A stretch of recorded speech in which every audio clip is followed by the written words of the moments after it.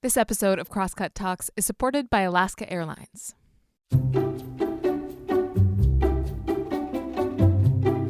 Hey, welcome to Crosscut Talks. I'm Mark Baumgarten, the managing editor at Crosscut.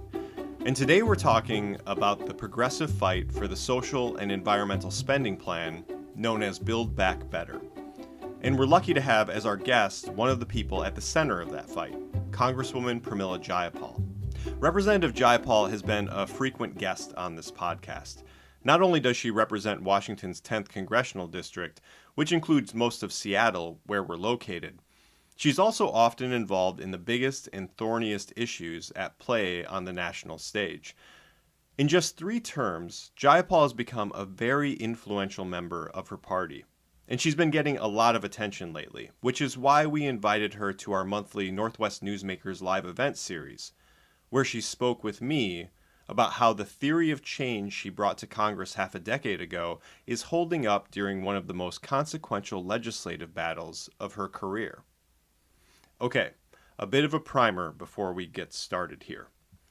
As the leader of the Progressive Caucus in the House of Representatives, Jayapal played an instrumental role in turning the $1.2 trillion infrastructure bill into law earlier this fall, as well as the passage in the House of the Build Back Better legislation. That bill, though, is still hanging in the balance, awaiting a Senate vote. While Democrats hold majorities in both houses of Congress, as well as the presidency, the fate of the infrastructure bill remained uncertain heading into this fall. Part of the reason for that was Jayapal's Progressive Caucus, which insisted that Build Back Better be passed alongside the infrastructure bill. In the end, the Congresswoman settled for a promise that the social and environmental plan would pass in the near future. She delivered most of her caucus, and the bill eventually became law. Now, Jayapal and her Democratic colleagues are pressing for passage of Build Back Better, which has been held up by some key moderates. Well, really, one key moderate. Looming over all of this is a midterm election that's predicted to deliver a shift in power. But we're going to start closer to home here, with how the infrastructure bill will affect Washington state.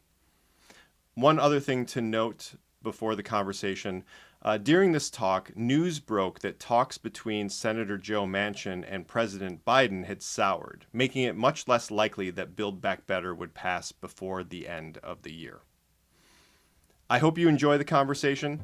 If you have any feedback, please send it to talks@crosscut.com. Okay, on with the show.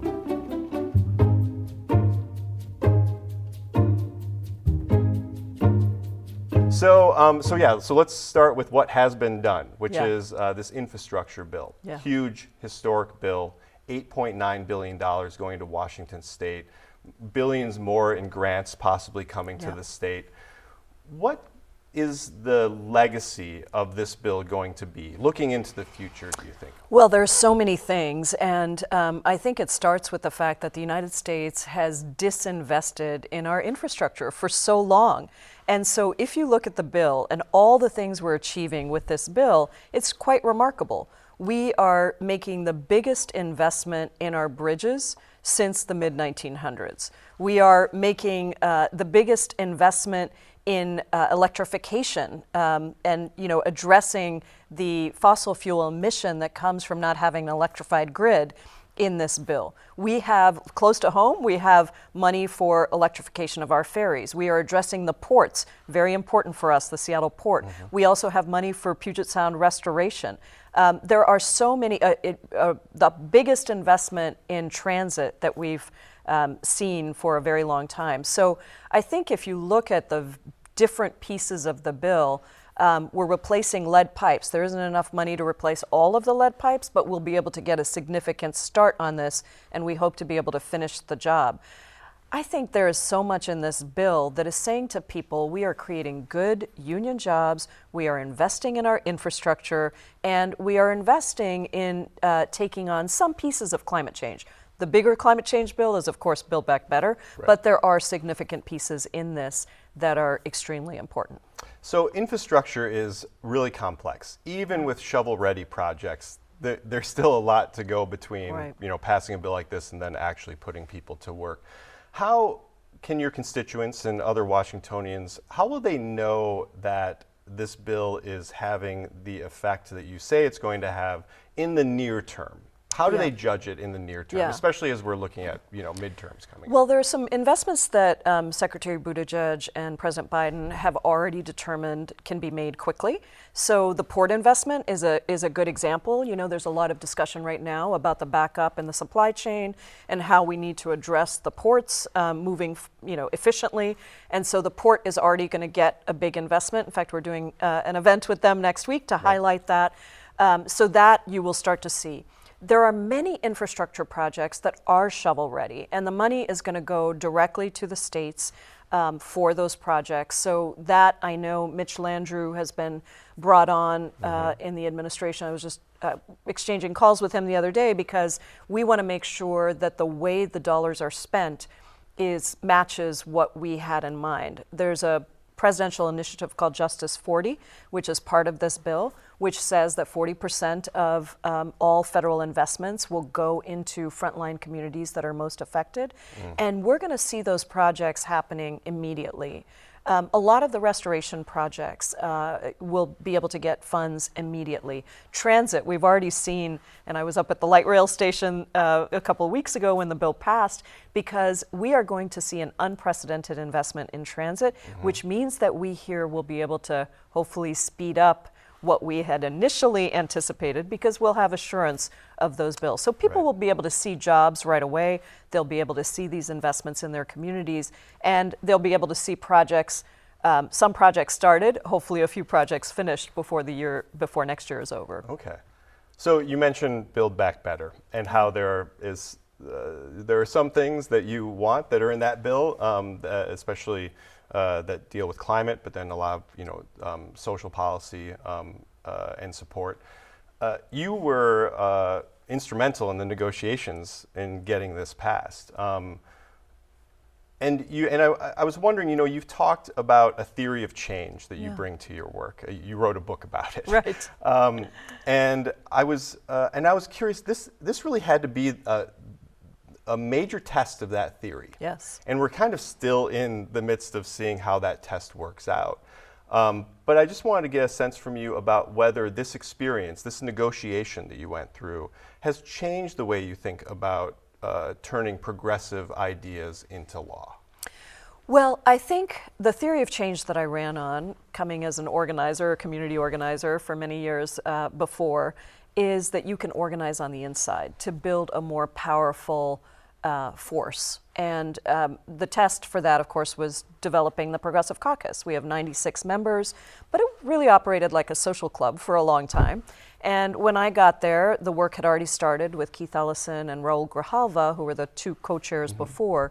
But we really put in place a whole new theory of change. We started to build an infrastructure. We brought in more staff. We raised dues. We put in rules. We also built a very powerful PAC that has gone from raising $300,000 to raising $4 million a cycle. We helped build a 501c3 and C4 to do research and policy. That was all the infrastructure that had to be put in place over the last 4 years in order for us to show the power that we were able to show this time. And that power was to say that the progressive movement has already accomplished a lot through the campaign. Bernie Sanders' campaign, Elizabeth Warren's campaign. You see it with President Biden. This was not a progressive agenda we were pushing for with Build Back Better, in the sense that this was the president's agenda. There's no distinction between the two, which is not something we could have said for some time. The American Rescue Plan was the first example of progressives leveraging our power to get checks in people's pockets. We got those survival checks, even though there was a big fight about it. That was one of our big priorities. We've reduced child poverty in half with the child tax credit. So big wins in the American Rescue Plan.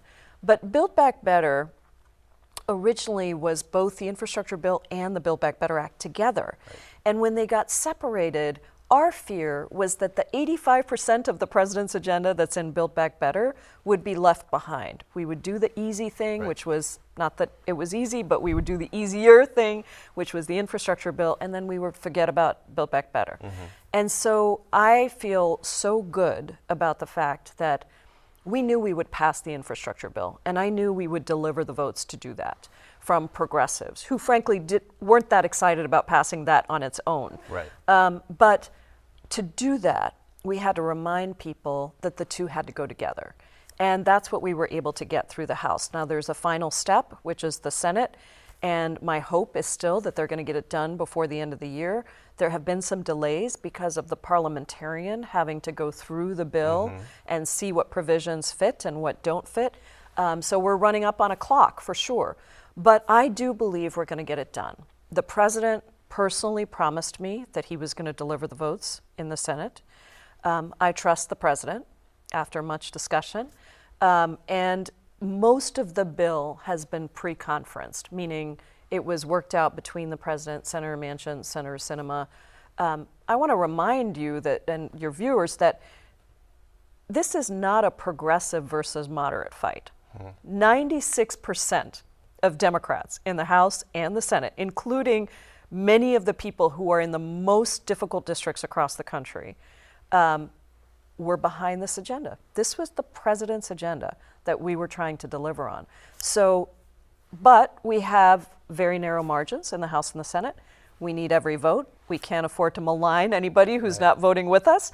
And so there were many times when I felt like people rolled grenades at us and we had to pick it up, put the pin back in it, and say, nope, we're all working in the same direction, we're all moving in the same direction, and we're going to get it done because at the end of the day, Mark, this is about lowering costs for American people, lowering childcare costs, universal pre-K for every 3- and 4-year-old. It's about the biggest investment in housing we've ever made, the biggest investment in climate, taking on climate change, and of course immigration, which has been near and dear to my heart. Right. So, and lowering drug prices, $35 for insulin, capped, versus hundreds of dollars There is a lot to unpack, right? Both in what's in the bill, but also in the process. That's and I think that we're in the middle of the process still. So almost at the end. Almost at the end. I want to get a little bit deeper into that, and because I think that there's something here that tells us a little bit about where progressive politics are in this country right now. And as you pointed out, the caucus has become more powerful. It really has emerged as a force, and a part of that, though, is also that you have new representatives who have come into the fold who are very progressive, who really look to you as being a mentor in some ways. This is the squad, right? Right. And they voted no on this infrastructure bill. So what does that mean to you? How does it mean in the way? How do you view it as? What does it say about the future of the progressive movement within the House? This had not been covered very much, so I'm glad we're talking about it. I believe they all would have voted yes, but at the very last minute, the order of the bills was switched. So at the very last minute, the deal we thought we were going to have is that we were going to vote on the rule to bring the Build Back Better Act first. And then vote on the infrastructure bill. And there was a deal that we negotiated with the 6 people who didn't want to vote for Build Back Better. That was a signed agreement that we would vote for Build Back Better a week later. But the rule was the thing that brings it to the floor. Right. And it was sort of an important step in the way. It's a bit wonky, but it was important. At the last minute, that got changed. And the infrastructure bill vote came first, and the rule came second. And that's when we lost the 6 members. And I think that I understand their concern. They wanted to make sure that since we were going to delay the final vote on Build Back Better, that people were going to vote for the rule. If you don't vote for the rule, you can't bring the bill to the floor. Right. And so they were not happy that got switched. And I think they wanted to make it clear that they were not happy. Now, I think in some ways they forced more Republicans to vote for the infrastructure bill. I'm tired of Republicans who vote no and take the dough, then they go back and brag about how they're bringing investments in when they never voted for it. So I was happy to get more Republicans on the record voting for the infrastructure bill. But also, I think we knew we were going to be able to deliver the votes, and I have a lot of respect for our members. The agreement we had, I think, is that the order would be switched, and then we would be able to get everyone. Yeah. I do want to say, though, that there were probably 15 to 20 progressive caucus members, not just the squad, who did not originally want to vote for the infrastructure bill if we weren't going to do Build Back Better, if we were going to stop with infrastructure. And I was able to get all of our other members to vote for the infrastructure bill in the negotiations. So I don't think it says very much. I mean, I think people want to make something out of it, but there was actually some detail about process that went into that vote. Okay. So I'm kind of curious, you know, I'm not super familiar with exactly what your communication with your Senate colleagues is. Yeah. Going into this vote, what was the degree of kind of, I mean, we know that there was the promise sort of within the House, but then what was the, what were you told would happen in the Senate with the bill that you were passing? I mean, and how confident were you that that bill was going to see passage in the Senate? Well, we were very confident, really based on the president's discussions with us and based on the conversations we had with Senator Schumer and with other senators in the Senate. I think that just rewinding a bit, the progressive senators only voted for the the infrastructure bill because they were told that Build Back Better would pass at the same time in the House and that the two bills would be kept together. And then that promise got broken by a small group of conservative Democrats in the House, 9 people, not a big group, 9 people. And that's when the two bills started to get separated. Yeah. And so we were in conversation with our Senate colleagues all the time, and particularly with the progressive senators, you know, who were driving a lot of the original Build Back Better Act. So Senator Sanders, Warren, Markey, Merkley, and of course our own senators. Patty Murray was very involved in the child care provisions of Build Back Better in particular. So I think there was a lot of communication all along. Yeah, I'm curious about the communication with the more moderate elements of the Senate Democrats, of course, and in particular, I guess I bring that up because, you know, a couple of months is a political lifetime. Yeah. And between when the House passed the initial infrastructure bill and now, inflation has become a major issue. And I know that you feel confident that Build Back Better is going to go through, but there is definitely, I would say that it seems that it's on shakier ground than it was, say, a month and a half ago. I wanted to talk about inflation with you. And we've seen a lot of federal spending in the last year and a half. Yeah. Do you feel that lawmakers have underestimated the impact that that amount of federal spending would have on inflation?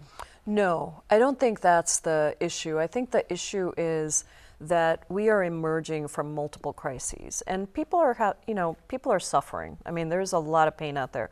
People have not been able to go back to work. They don't have childcare. You know, they're worried even if payments have been put on moratoriums. They're worried about when that comes back. Futures are uncertain. In some cases, that's good. People are reassessing what jobs they want to go to, but there are a lot of people who are trying to decide what they want to do with their life, and they don't have certainty to predict. And particularly in this context, COVID. COVID is a huge issue, even though the president and Congress have done so much to get shots in arms, to get people vaccinated. It's still a political issue. It shouldn't be, but it is. We still don't have enough people vaccinated in the United States. We still don't have enough people vaccinated in the country. And so all of that has led to different factors that lead to inflation, oil prices being a big one, cars being a big one, not being able to get the things we need. There are a few big ticket items that make up that inflationary number. And if you look at many of the other factors that go along with that, wages have also gone up. So if you're working, not everybody is working, but if you're working, the impact of inflation is actually quite small. If you're not working, it isn't. Since the president put into place an action plan on gas prices and on supply chain, gasoline prices have gone down substantially just in the last couple of weeks. That's not all reflected yet in the inflationary number. But all of that said, Mark, if you're worried about costs, my constituents don't say to me, Congresswoman, I'm worried about inflation. They say, I can't pay my bills. And so what happens when you can't pay your bills? I have been on a very limited budget in my life, and I know that if a cost goes up here, so let's say gas goes up here, I got to bring something else down because I got a fixed amount of dollars. If we pass Build Back Better, we will lower costs for families through childcare, pre-K, elder care. We will lower drug prices for families, for working people across the country, and we will make sure that we're addressing the tax system where nobody under 400,000 is going to pay more, but the people who are earning more and the bigger corporations, they are going to pay their at least a little bit more of their fair share. So that's the thing I think we are still focused on. To get out of this. So inflation isn't, you're not adjusting your political calculus based on the numbers that have come out in the last few weeks. No. You're still, okay. Yeah, but we are trying to do things to affect costs for families, including gas, including, the big investment in the port is going to help the supply chain. And we're already seeing prices go down with gas prices. We're not seeing some of the effects in the inflationary numbers. And remember, we have created in the last 10 months under President Biden and this Congress, we have created 6 million new jobs. That's the largest number of jobs of any new president in the first 10 months. And unemployment is down to 4.2%. Why is that a big deal? Because the CBO and economists predicted that we wouldn't get to that level until 2024. So there's so much good news, but of course the 24/7 news cycle always focuses on the things that are still challenges, and we can't lie about those things. We are still in a challenging moment and coming out of big crises. Yeah, so other lawmakers feel differently about inflation than you do as far as how it affects the political calculus. And like I said, I think that Build Back Better, Senator Manchin, who is really kind of a linchpin here, has sort of, feels like he might be getting a little bit of cold feet. And I know that you said that you are confident that the Senate is going to deliver here. If the Senate doesn't deliver, if Build Back Better does not become law, would you view it as the decision to separate the bills as being a miscalculation? I've never thought it was a good idea to separate the bills for exactly this reason. I was not a fan of it. I was public about that. I was public to the White House about it. I was private to the White House about it. I was public to our leadership. It's why we pushed early on to say, let's pass both of them together if we're going to separate them. They have to be tied together. And it's why we ran the strategy we did. And let me tell you, we would not be where we are with Build Back Better in even this last phase had we not done what we had done. And so many people, including non-progressives, have come up to me to tell me that and to thank me for fighting for Build Back Better, because it's 85% of the president's agenda. If we really want to take on climate change, Build Back Better is the bill that is going to do that. We are not going to be able to reach the goals that the president laid out at COP26 if we don't do Build Back Better. We just aren't. And we're not going to be able to reduce the pain and suffering for women who have been pushed out of the workforce in record numbers and who are the child care, the predominant child caregivers still in this country. They're not going back to work because they don't have child care.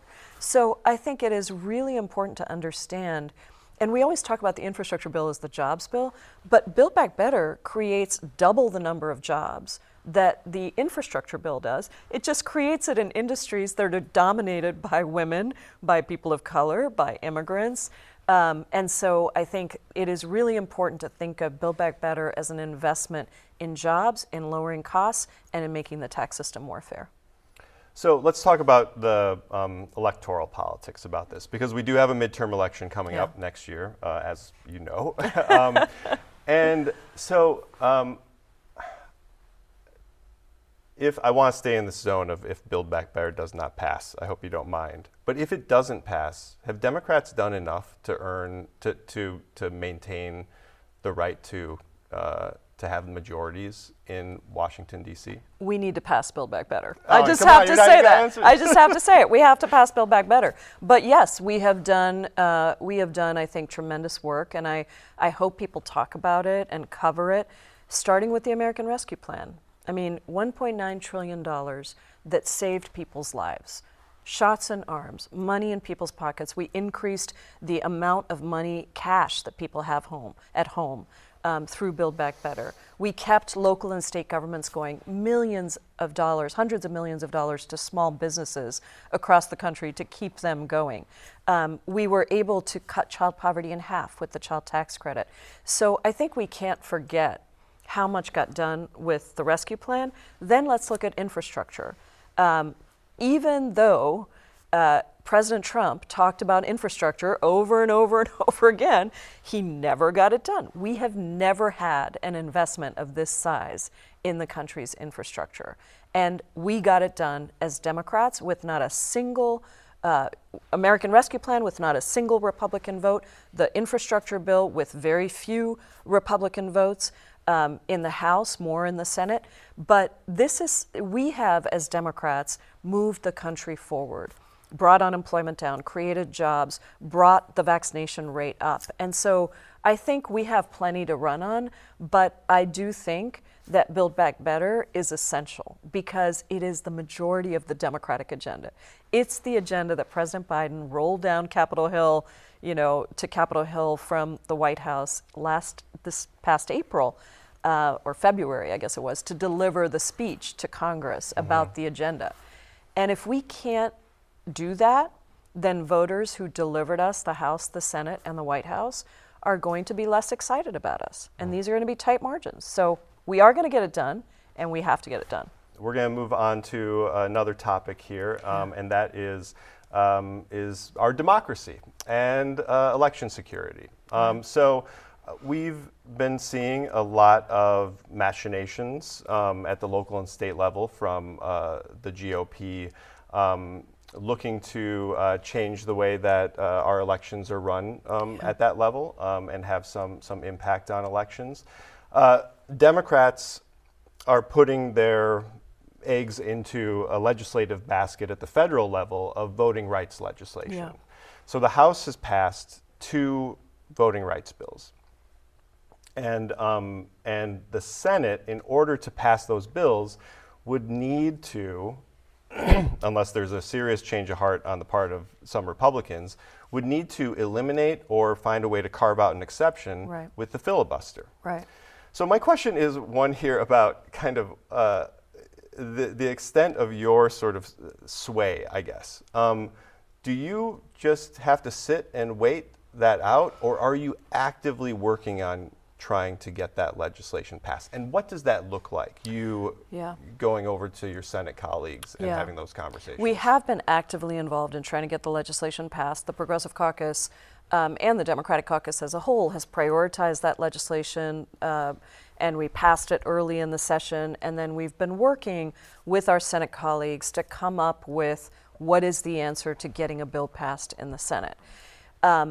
We also ran a big campaign for months that we will start again around reforming the filibuster. We did a lot of movement building and progressive education, or education with progressive communities, but also with the general public about what is the filibuster and why is it a Jim Crow relic that needs to be eliminated or reformed, and how is it being used essentially to give power to the tyranny of the minority. And why is it that it's actually blocking bipartisanship?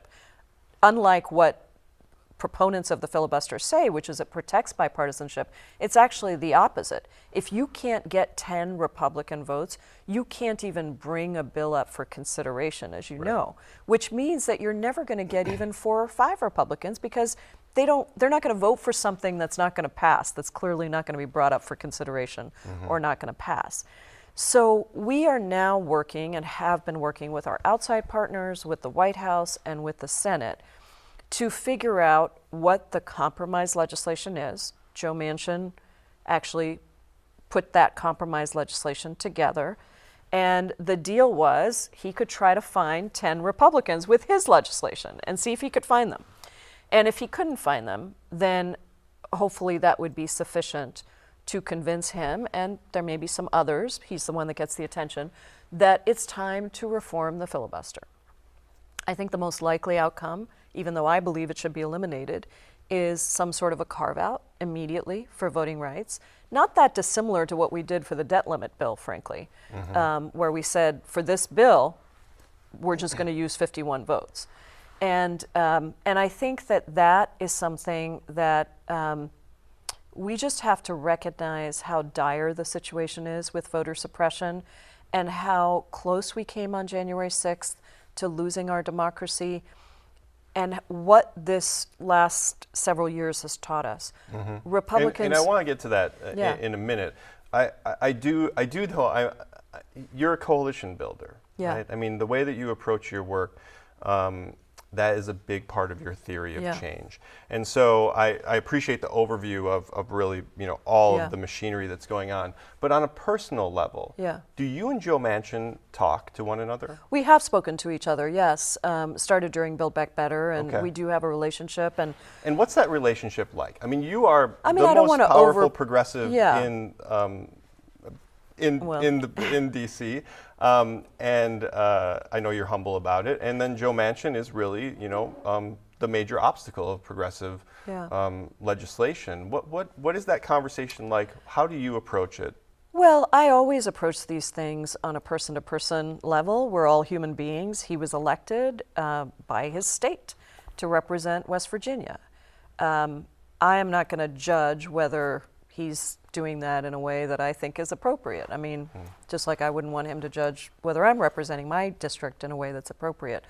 That said, I think, it is frustrating that we have these things that are so crucial. And the thing about voting rights in particular is that Joe Manchin really understands voting rights. I mean, he was the Secretary of State in West Virginia, and I believe he wants to get these things done. Many of the things that are in the bill, he's done in his own state on voting rights.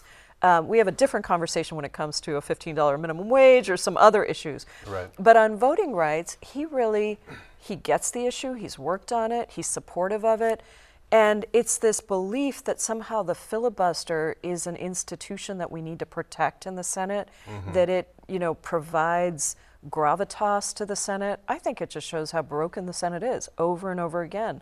And it is such a relic of Jim Crow. It was used to stop, by Southern segregationists, to stop any progress on civil rights. And it's difficult that we see those two things differently, because that, of course, affects this issue. But no, Joe Manchin is a very nice man. We have very different views on a number of things, and we've talked about them, and we've agreed to disagree. Everything from abortion to a $15 minimum wage to the filibuster. But we got to work together. We got to find a way to get through, because we need his vote. So your fellow representative Clyburn said this is going to happen, I think a couple days ago. Do you believe that voting rights is definitely going to happen? I believe that it has to happen because it's integral to our democracy, and I don't know what the consequences will be if it doesn't happen. I want to be as certain as Jim Clyburn is, because that's how strongly I believe it has to happen, but I don't know. We are in this awful situation where we have no margin in the Senate, and we have the filibuster, and it is stopping all progress. It really is the filibuster or voting rights, the filibuster or gun reform, the filibuster or abortion, the filibuster or the LGBT equality, you just go down the list.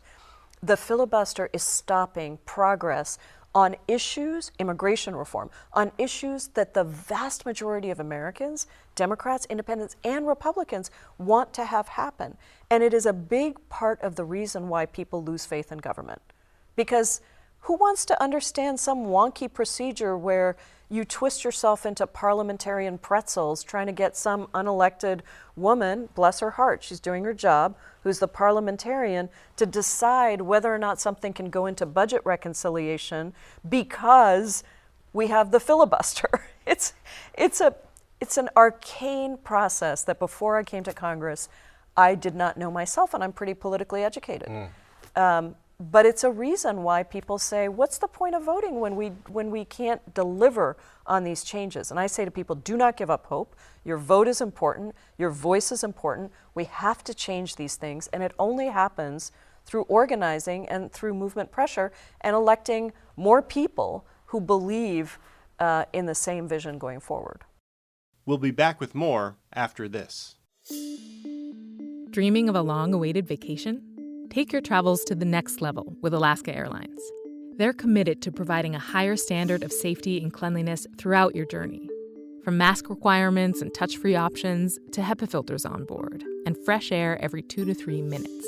Plus, their award-winning loyalty program, Mileage Plan, makes it easy to earn and redeem miles wherever you go, including destinations worldwide, thanks to their One World Alliance membership. If you're ready to land a low fare, next level care, and the best experience in the air, book now at alaskaair.com. All right, so we are out of time for my questions. I really appreciate how open you've been with me and in answering them. But now let's go to the people and see what our viewers have to ask. So this is a good question. I read a column from a Beltway columnist who was pointing to your work on this legislation and saying that it is a good argument that you should be the next Speaker of the House. So from Ralph we have, do you think about becoming Speaker of the House when Nancy Pelosi is done with her term? Well, Ralph, if you read my book, you'll learn that one of the things about me is I'm very focused on the task at hand. And I have been incredibly fortunate that opportunities arise and I look at whether I feel like I can make a difference in that opportunity or not. But at this moment, I am still very focused on making sure we deliver on Build Back Better, building the Progressive Caucus, and building the Democratic Caucus, frankly, to be as strong as it can be. So when this leadership leaves, there will be a generational change. And I do believe that's important for every institution. And so let's see what happens then, but I'm really focused on making sure we get voting rights, Build Back Better, all the things we're talking about. That's what I was expecting you would say. So from Beryl, we have a good question back to infrastructure. What controls do you have in place to ensure the funds are equitably distributed to marginalized people for jobs, consulting, management, and more? And how will you monitor and evaluate those? Beryl, that is one of the best questions, really, and it's the thing I'm really focused on. It's why I'm talking to Mitch Landrieu, why I've spoken to Buttigieg, why I'm talking to folks even still on the rescue plan, because Gene Sperling has been monitoring some of that. We have learned that it's not enough just to do the legislation. We then have to make sure the dollars get distributed in the ways that we want. And we saw some problems with the American Rescue Plan. You know, the PPP not getting to small businesses that should have had it. And so in the infrastructure bill and in Build Back Better, there is the Justice 40 initiative. And we have gotten the president's public commitment and an all-of-government approach to making sure that 40% of all federal investments go to the communities that are most marginalized and need it the most. Some of that is going to need to be monitored at the federal level, and then to Beryl, I would also say some of it will need to be monitored at the local and state level, because a lot of dollars flow through states and flow through localities. So we Is the funding there for that at the federal level, or is that a cost that the state would have to take on? No. The funding is there, and it's both built into the legislation, and now the president has put people like Mitch in charge of like the infrastructure bill implementation. Right. And we're sitting down actually shortly to talk about how do we make sure that some of the things we fought so hard for are actually going to get delivered in that way.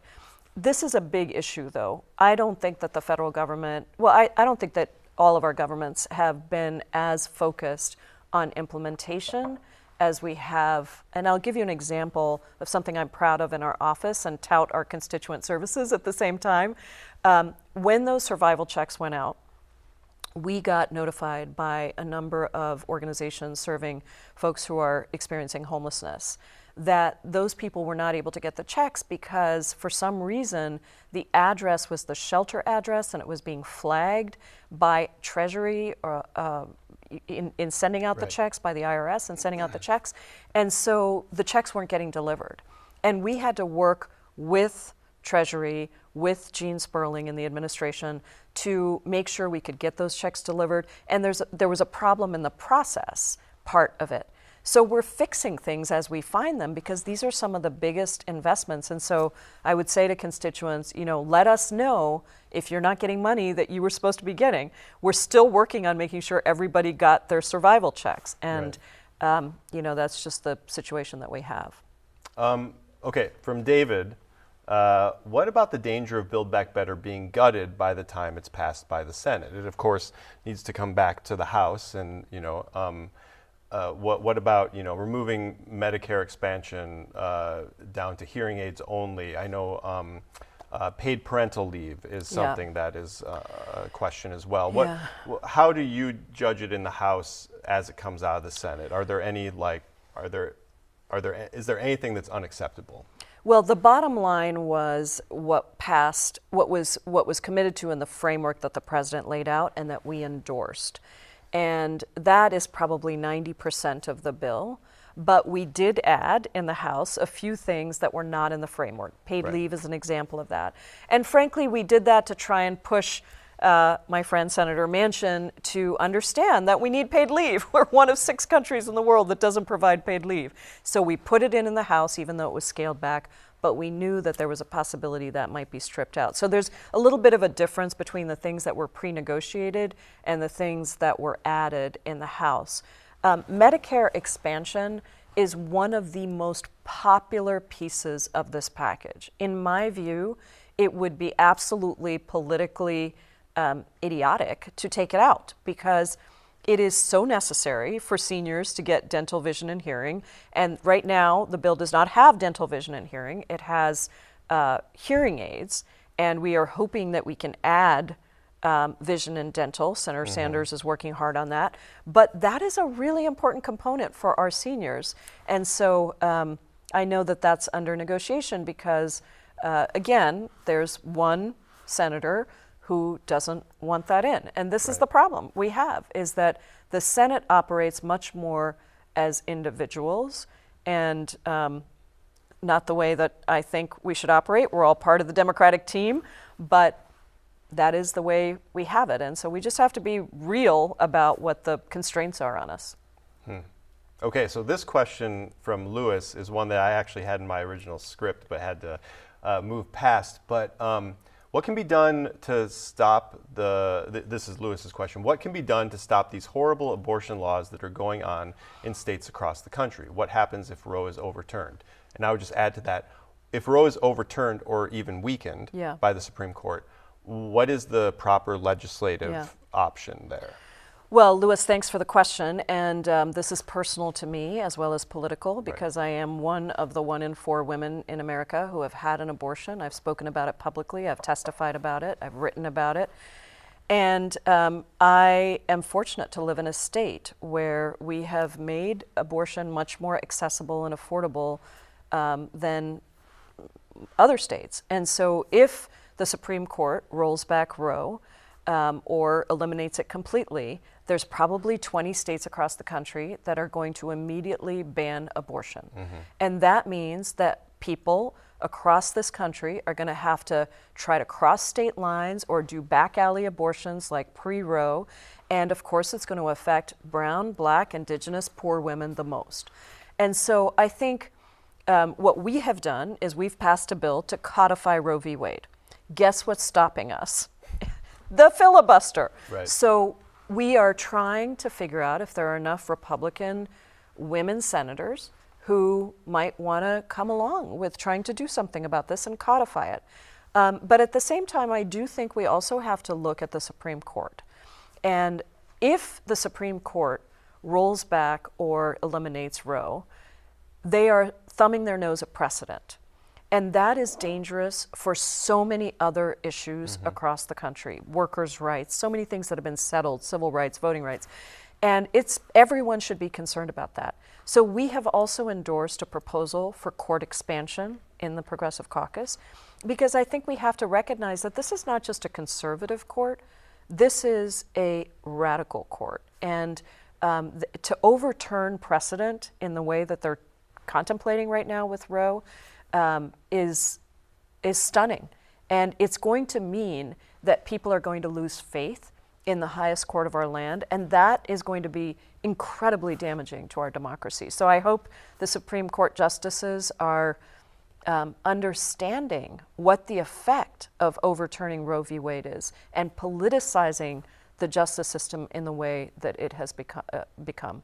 How have those conversations with the Republican women senators gone? Like, are those active right now? What does that look like? I'm not having them directly, but I know some of my Senate colleagues are, so I can't speak to the nature of those, but I do think that, when Senator Collins confirmed Justice Kavanaugh and said she was confident that he was going to take precedent seriously, and then you look at his comments during the Supreme Court deliberations, that certainly did not seem to be the case. And I think some of those senators need to be held accountable. And ultimately, I think that whatever happens, we need to make sure that people are turning out, and I believe that people will. I believe people across this country, women and families across this country, are going to turn out in record numbers at the ballot box if the Supreme Court undermines this very basic, very personal, very crucial, and constitutional right. So from Terry, Terry asks, you continue to emphasize how close the margin is on votes in both chambers. As you said, Senate is 50-50 with a tie break from the vice president. The margin in the House is incredibly slim as well. And the election that we saw in Virginia, and then also some city elections that showed maybe a bit of a backlash against progressivism. Does pushing a progressive agenda endanger the Democrats in 2022? No, I don't think so at all. We won the election in the last in 2 years ago or a year ago on a progressive agenda. It was the president's agenda, but we won it on all of these issues that are incredibly popular. And I think that we just have to recognize that people want us to deliver for them. And we have with the American Rescue Plan, we have with the infrastructure bill, and we will with Build Back Better. But also many other things that the administration is doing through executive order that are helping people, bringing down costs for people and putting working families and poor families first instead of the wealthiest. And so I believe that elections are very local. And they're very specific to a time and a place. I don't agree that progressives lost in the last set of elections. I think we lost some races. We won a whole bunch of races.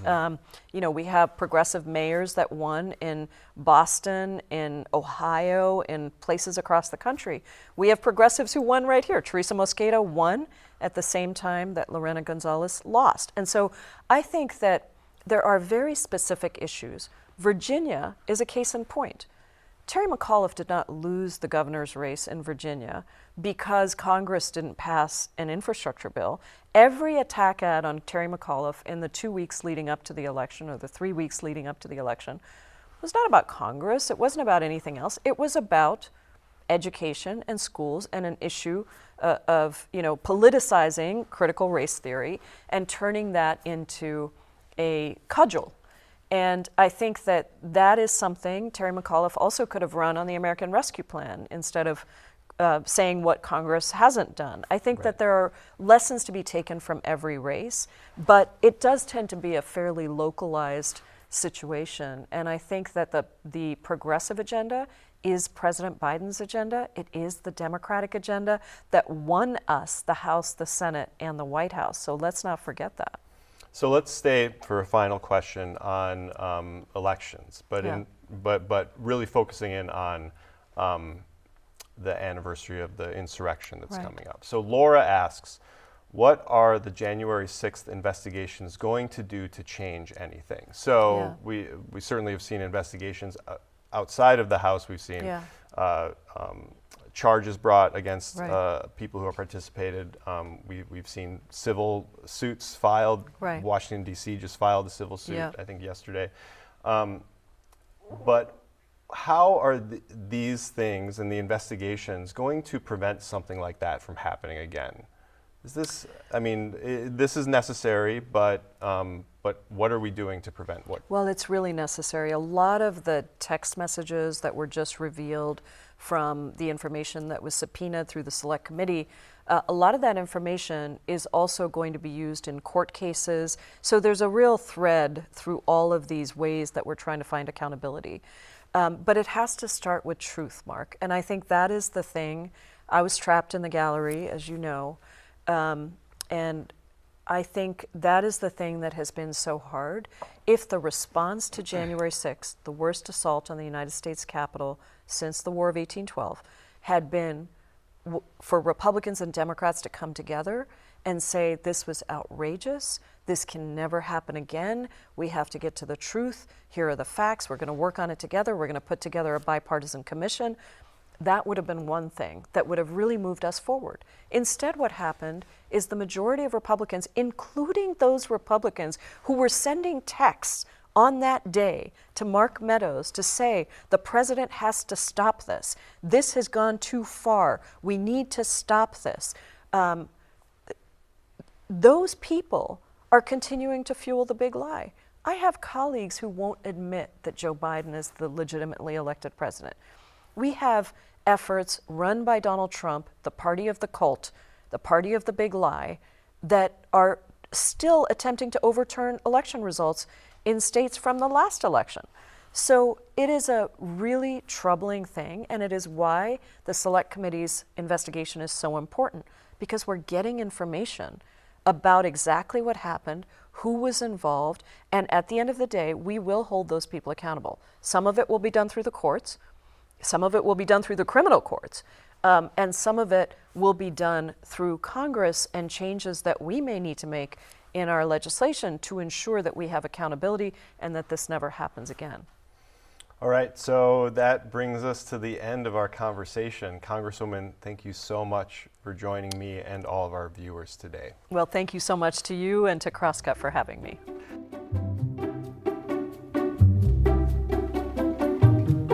And that's it for today's episode. Thanks to Congresswoman Jayapal for the talk. And thanks also to the folks in the audience who asked questions. If you'd like to be one of those audience members for a future Crosscut event, go to crosscut.com/events. This episode of Crosscut Talks was engineered by Seth Halloran. The live recording was engineered by Rusty Bacall and Victoria Ralph, and the event was produced by Jake Newman and Andrea O'Meara. And Chris Novich managed our audience engagement. If you'd like to subscribe to Crosscut Talks, you can do just that wherever you listen. For the latest political, environmental, and culture news from the Pacific Northwest, visit crosscut.com. And if you would like to support the work that we do at Crosscut, whether it's the live events we host every month or the in-depth reporting we deliver every day, go to crosscut.com/donate. Crosscut Talks is a product of Cascade Public Media. I'm Mark Baumgarten. We'll be back soon with another conversation.